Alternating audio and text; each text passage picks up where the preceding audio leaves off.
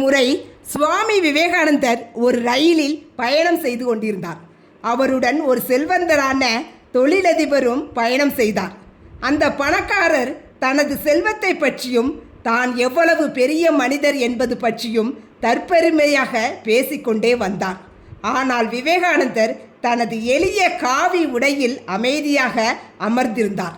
வழியில் ஒரு நிலையத்தில் ரயில் நின்றபோது ஒரு ஏழை முதியவர் தாகத்தால் தவித்து கொண்டிருப்பதை கண்டார்.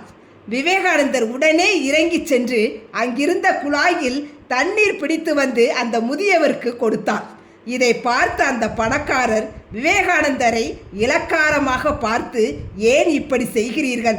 இது போன்ற வேலைக்காரன் செய்யும் வேலைகளை செய்வது உங்கள் கௌரவ குறைச்சல் இல்லையா என்று கேட்டார். அதற்கு விவேகானந்தர் அமைதியாக சொன்னார், ஐயா, மனிதர்களுக்கு சேவை செய்வதுதான் கடவுளுக்கு செய்யும் மிகப்பெரிய சேவை. என்னை பொறுத்தவரை ஒரு தாகத்தில் இருப்பவருக்கு தண்ணீர் கொடுப்பது உலகையே ஆள்வதை விட மேலானது. தற்பெருமை பேசுவதை விட ஒரு உயிருக்கு துணையாக இருப்பதுதான் உண்மையான கௌரவம். அந்த பணக்காரர் தனது தவற்றை உணர்ந்து தலைகுனிந்தார். உண்மையான கௌரவம் எது?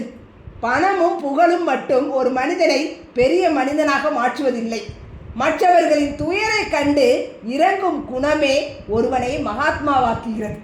சேவை மனப்பான்மையே சிறந்த தர்மம். தற்பெருமை பேசுவதை விட தாராள குணம் கொள்வதுதான் சிறந்தது.